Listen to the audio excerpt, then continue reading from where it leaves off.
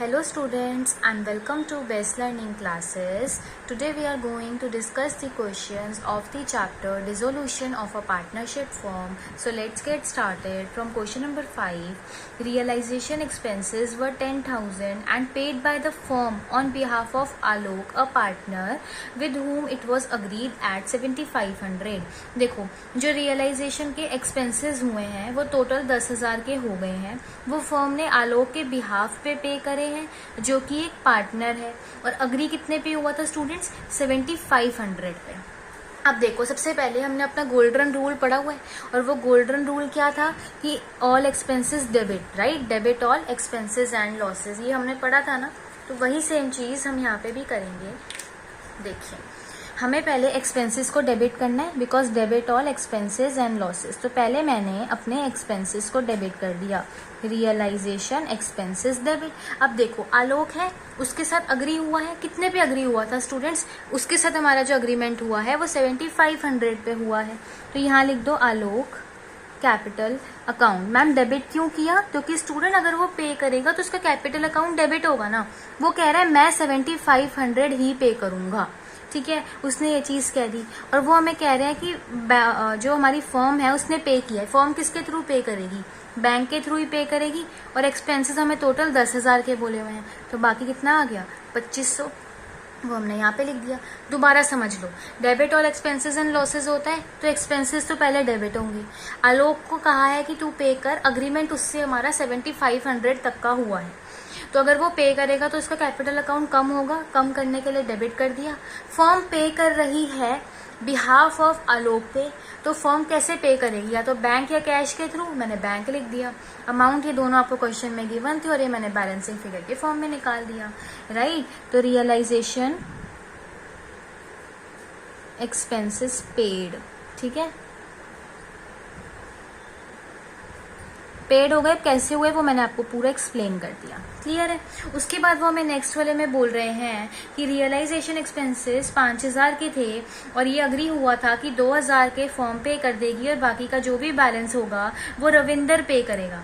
ये चीज आपको क्लियर होती है ना स्टूडेंट्स? तो इतनी सी बात उन्होंने हमें बोली है तो जो बोला है वही एंट्री हम यहाँ पे कर देंगे. तो देखो रियलाइजेशन के एक्सपेंसेस ही अल्टीमेटली पे हो रहे हैं.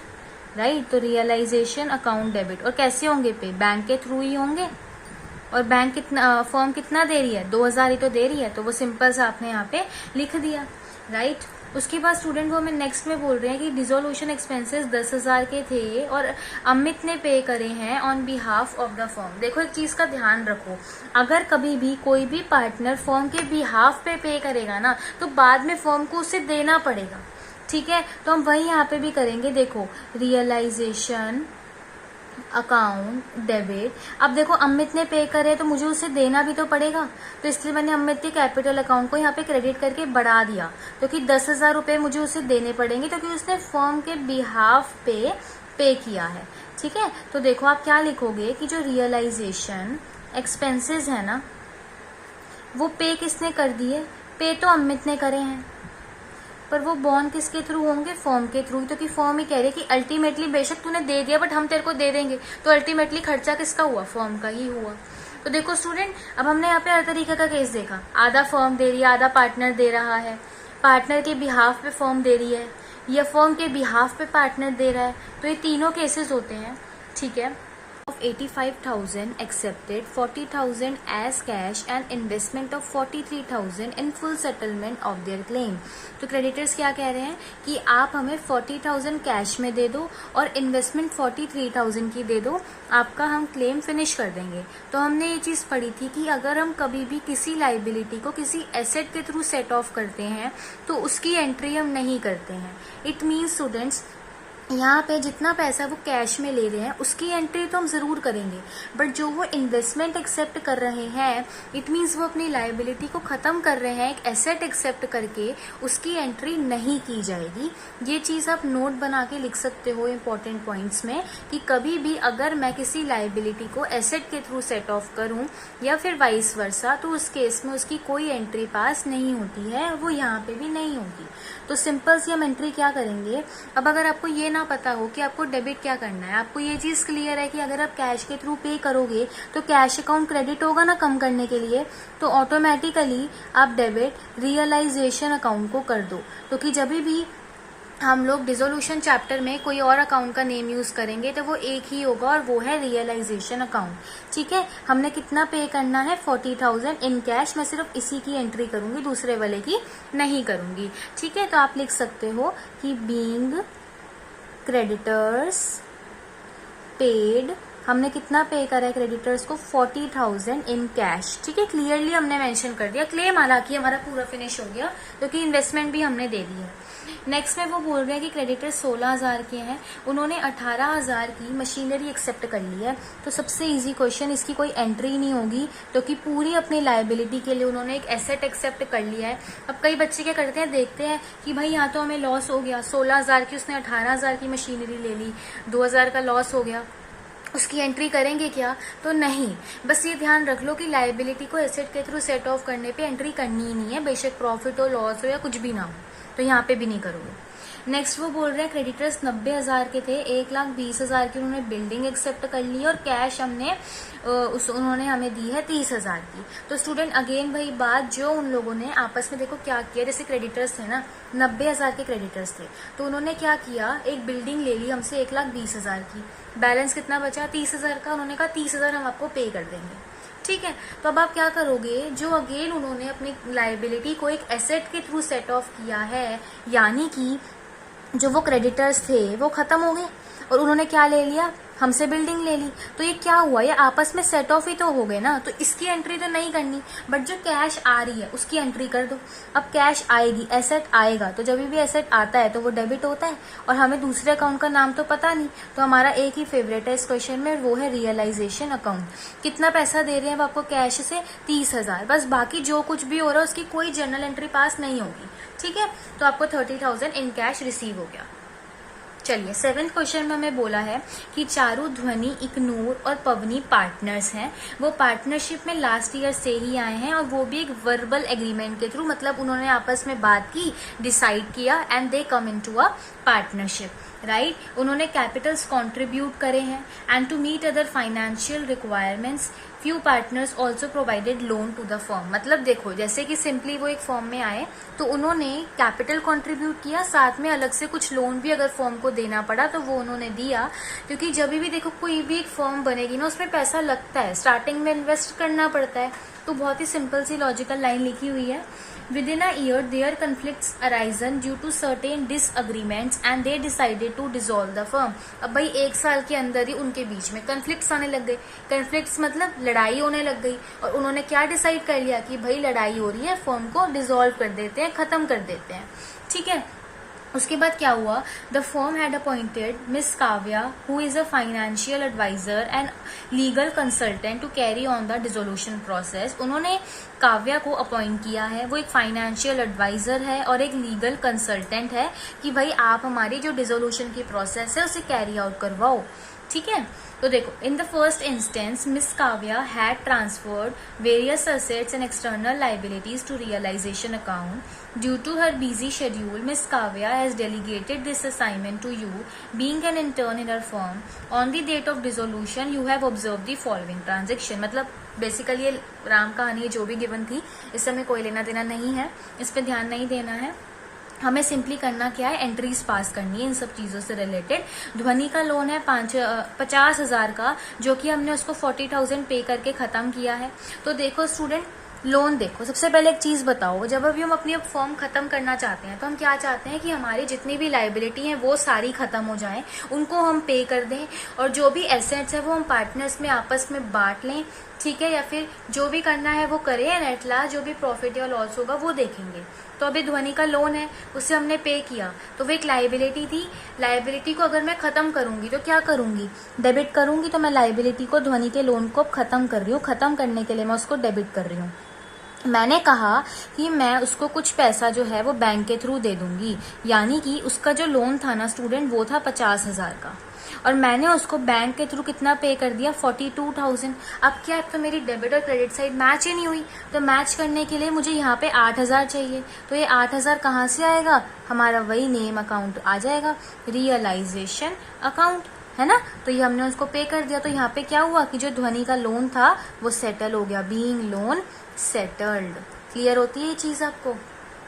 अब देखो नेक्स्ट वो हमें बोल रहे हैं कि जो पवनी का लोन था उसको हमने एक अनरिकॉर्डेड एसेट दे दिया है और उसके थ्रू हमने उसका जो लोन है वो खत्म किया है। तो लोन खत्म हुआ, लायबिलिटी खत्म हुई, तो लायबिलिटी को खत्म करने के लिए हमने क्या कर दिया, डेबिट, और क्रेडिट क्या हो जाएगा, रियलाइजेशन अकाउंट। ठीक है, और अमाउंट क्या आएगा, 40,000। ठीक है, तो आप सिंपल से आपके हर एक क्वेश्चन में यही एंट्री आने वाली है, बीइंग लोन सेटल्ड। ठीक है, नेक्स्ट क्या हुआ है स्टूडेंट, फिर से अब हम लोगों को यहाँ पे लोन की बात की हुई है। वो कह रहे हैं कि जो चारू का लोन था वो हमने चारू के ब्रदर के लोन अकाउंट पे करके उसको खत्म कर दिया। ठीक है, तो देखो स्टूडेंट हम क्या करेंगे, उसने बोला है कि उसके ब्रदर के लोन अकाउंट को हमने करके करा है। तो देखो सबसे पहले मैंने यहाँ क्या कर दिया, realisation account debit to loan to Charu account. Clear होती है ये चीज, और अमाउंट क्या आ जाएगा, 60,000 आ जाएगा, है ना।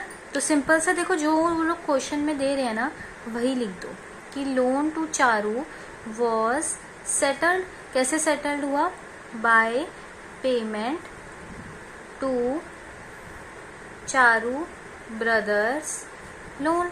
जो उन्होंने बोला वही हमने लिख दिया और वही हमने करके दिखा दिया। नेक्स्ट में वो बोल रहे हैं कि हमने ना पे किया है इग्नूर के लोन को। कैसे, उसने 60,000 की मशीनरी ले ली और बाकी को उसने कैश में लिया है। तो देखो उसका लोन तो अल्टीमेटली खत्म हो रहा है, हमारी लायबिलिटी खत्म हो रही है। तो लायबिलिटी को खत्म करने के लिए क्या कर दिया, डेबिट कर दिया। कैसे डेबिट कर रहे हैं, पहले तो वो मशीनरी ले रही है, ठीक है, तो इसलिए मैंने यहाँ पे क्या लिखा, रियलाइजेशन अकाउंट, और दूसरा मैं यहाँ क्या लिखूंगी, बैंक अकाउंट। ठीक है, अब मैं आपको कुछ समझाना चाहती हूँ, ये शायद आपको पता भी होगा बट आपके रिवीजन हो जाएगी। देखो स्टूडेंट्स, मैं यहाँ पे क्या करती हूँ ना, अब जैसे मैंने यहाँ पे क्या लिखा, मैंने लिखा रियलाइजेशन अकाउंट। अब आप लोग सोचोगे कि मैं मशीनरी क्यों नहीं यूज किया, क्योंकि स्टूडेंट देखो सारे एसेट्स और सारी लाइबिलिटीज डिसोल्यूशन के टाइम पे ना रियलाइजेशन अकाउंट में ट्रांसफर हो गई होती है। तो मैं क्या करती हूँ, बार बार उस एसेट का नाम यूज करने के बजाय ना मैं रियलाइजेशन अकाउंट का यूज करती हूँ, है ना। सिंपल सी ये चीज होती है कि हम बार बार अब उस एसेट का नाम यूज नहीं करते हैं, हम सीधे रियलाइजेशन अकाउंट का यूज करते हैं। अब देखो जैसे कि सेकंड वाले में हमें बोला हुआ था कि जो पवनी है उसने 45,000 का एसेट लिया है। अब मैं एसेट थोड़ी लिखूंगी, अब देखो एसेट है मेरा, है ना, एसेट खत्म होगा तो वो क्रेडिट होगा, तो क्रेडिट अभी भी कर रही हूँ मैं, बट एसेट के नाम को नहीं, मैं रियलाइजेशन अकाउंट को क्रेडिट कर रही हूँ, क्योंकि वो एसेट मैं ऑलरेडी रियलाइजेशन अकाउंट में डाल चुकी हूँ। दूसरी चीज आपने ये नोटिस की होगी कि हालांकि वो एसेट 45,000 का था बट यहाँ मैंने 40,000 ही लिखा है, क्योंकि मुझे सिर्फ उस लोन अकाउंट से मतलब है। वो एसेट कितने का है कितने का नहीं है, वो एसेट देने पे फर्म को प्रॉफिट हुआ कि लॉस हुआ, उस सब से हमें कोई भी लेना देना नहीं है। सेम उसी तरीके से दे मैं यहाँ पे मशीनरी रही हूँ और मशीनरी मेरा एसेट है, मशीनरी दूंगी तो मेरा एसेट कम होगा तो वो क्रेडिट ही होगा, बट मैं उसका नेम ना यूज करके यहाँ पे रियलाइजेशन अकाउंट का नेम यूज करूंगी। ठीक है, तो देखो 80,000 का उसका लोन था जिसमें से उसने 60,000 की मशीनरी एक्सेप्ट कर ली है और 20,000 हम उसे बाय बैंक पे कर रहे हैं।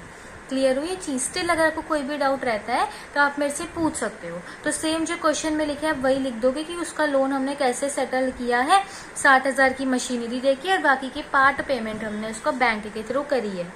क्वेश्चन नंबर 8 देखिए, हमें जर्नल एंट्रीज पास करनी है, डिसोल्यूशन हो रही है और सारे के सारे एसेट्स को हमने रियलाइजेशन अकाउंट में ट्रांसफर कर दिया है और लाइबिलिटीज को भी। ठीक है, तो देखो ये सारे पॉइंट्स आपके सामने लिखे हुए हैं। अब हम इन्हें एक एक करके सॉल्व करेंगे।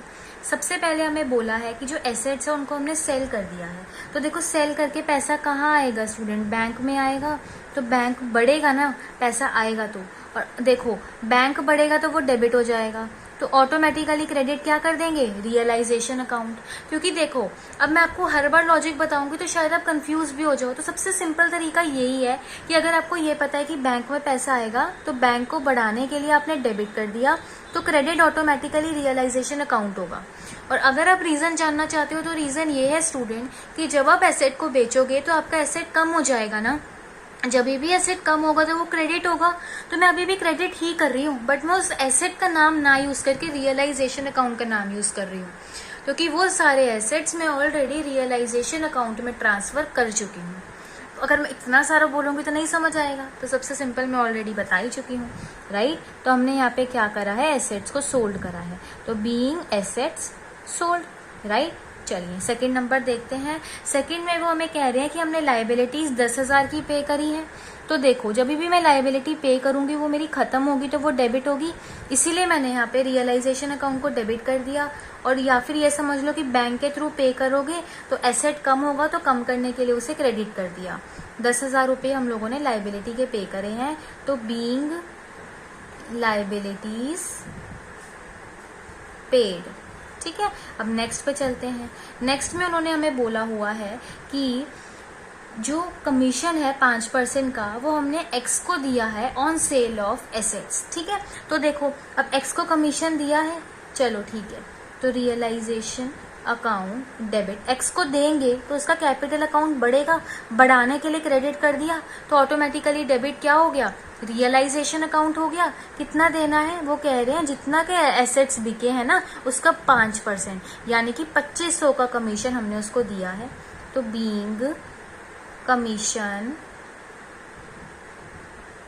अलाउड टू एक्स, एक्स को हमने दे दिया, ठीक है। चलिए नेक्स्ट में हमें बोला गया है स्टूडेंट की रियलाइजेशन एक्सपेंसेस 15,000 के थे, फर्म ने अमृत के साथ अग्री किया है कि उसको रीइम्बर्स करेंगे 10,000 रुपए, ठीक है। तो देखो अब सिंपल सी बात इसमें लॉजिकल सी ये है कि हमें 15,000 को भूल जाना है। हमें इससे पढ़ के ये पता लगा कि हमने ये अमित के साथ डिसाइड किया है कि अमित को जो फर्म है वो 10,000 रुपए देगी। एक्सपेंसेस मान लो अगर उसने पे कर दिए तो हमने कहा था उसको कि तू जितने भी एक्सपेंसेस दे दे, हम बाद में तेरे को 10,000 रुपए देंगे।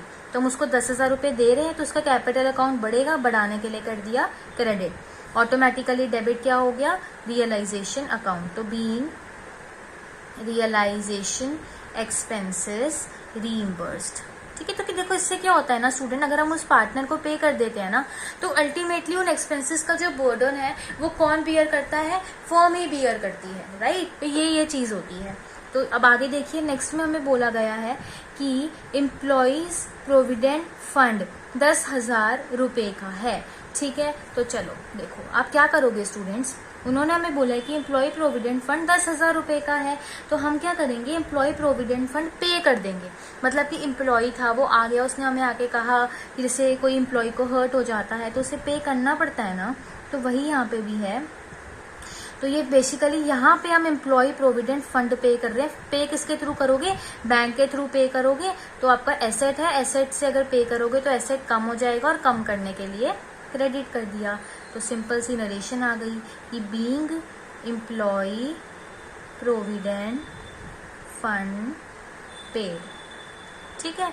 चलिए नेक्स्ट में हमें बोला गया है स्टूडेंट्स कि जो जेड एक डेटर था 6,000 रुपए का, जिसको हमने पहले बैड डेट बना लिया था, उसने हमें 60% पे कर दिया। देखो क्या होता है ना स्टूडेंट, एक फर्म होती है तो फर्म अपने पास जैसे एजम्पशन के ऊपर चलती है तो वो अपने अकॉर्डिंगली सोच लेती है कि हाँ भाई ये क्रेडिटर है तो अब इससे हमारे पास पैसा नहीं आने वाला, तो वो उसको हम बैड डेट्स डिक्लेयर कर देते हैं। तो यहाँ पे भी यही हुआ कि हमने बैड डेट्स ही डिक्लेयर कर दिया था, बट बाद में हमें उससे 60% मिलना कंफर्म हो गया है। तो यहाँ पे भी हम यही करेंगे, जब वो हमें पे करेगा बैंक के थ्रू या फिर कैश के थ्रू तो एसेट बढ़ेगा, बढ़ाने के लिए आपने डेबिट कर दिया, ऑटोमेटिकली क्रेडिट क्या करोगे, रियलाइजेशन अकाउंट ही तो करोगे। तो देखो हम कैसे, हमें पता लगेगा कि क्या अमाउंट था, तो आप पहले जाओ और क्वेश्चन में देखो। क्वेश्चन में उन्होंने हमें बोला है कि कितने का था वो क्रेडिटर, 6,000 का क्रेडिटर था, और हमें पता लगा है कि वो अब हमें 60% पे कर देगा, यानी कि वो हमें 3600 पे कर देगा, राइट। तो हुआ क्या, हमने बैड डेब्ट्स बना लिए थे ना, तो बी बैड डेब्ट्स रिकवर हो गए हमें बैड डेब्ट्स। क्लियर होती है ये चीज। चलिए नेक्स्ट में वो हमें बोल रहे हैं कि एक इन्वेस्टमेंट थी जिसकी बुक वैल्यू 10,000 की थी, वो 150% पे सेल हो गई है। तो देखो इसका क्या मतलब होता है स्टूडेंट, देखो सबसे पहले आप ये समझो, अगर आप एक इन्वेस्टमेंट बेचोगे तो आपके पास पैसा आएगा, तो बैंक अकाउंट डेबिट और क्रेडिट क्या हो जाएगा, रियलाइजेशन अकाउंट। तो कि इन्वेस्टमेंट को बेचेंगे, एसेट खत्म होगा तो क्रेडिट होगा, हमने क्रेडिट ही किया है। 10,000 की थी ना, हमें 150% रियलाइज हो गया। इससे सिंपल और क्या होगा, हम पूरा दिमाग लगाएं 150%, 50% का प्रॉफिट क्यों सोचना है इतना, डायरेक्टली 150% निकाल दो। किया क्या है आपने, आपने इन्वेस्टमेंट सेल करी है, तो being investment sold, that's it. जितना सिंपल रख सकते हो उतना सिंपल रखो। नेक्स्ट में वो हमें बोल रहे हैं कि रियलाइजेशन एक्सपेंसेस 10,000 के थे, फर्म ने कृष्ण के साथ अग्री किया है कि उसको 7,500 रीइम्बर्स करेंगे। वही सेम जो अभी ऊपर आया था, रीइम्बर्स करने की सिर्फ यहाँ पे एंट्री पास होगी। अगर मैं कृष्ण को पे करूंगी तो इसका कैपिटल अकाउंट बढ़ जाएगा, बढ़ाने के लिए क्रेडिट कर दो 7,500। सिंपल सा ये ध्यान रखना है। जैसे कि यहाँ पे भी रीइम्बर्स कर रहे थे ना, तो सिर्फ रीइम्बर्स वाला अमाउंट लिख दिया, यहाँ पे भी सिर्फ उतना ही लिख दिया, कंफ्यूज नहीं होना है। और सेम नरेशन जो मैंने ऊपर लिखी थी मैं अभी भी वही लिख रही हूँ कि being realisation expenses reimbursed, simply reimburse कर दिया है। तो बस एक बार क्विक रिवीजन इस क्वेश्चन की कर लेते हैं, क्योंकि देखो बहुत ही सिंपल है, बट अगर फिर भी कोई छोटा मोटा डाउट भी रह गया होगा तो वो क्लियर हो जाएगा। एसेट्स बेचे, बैंक में पैसा आया, डेबिट।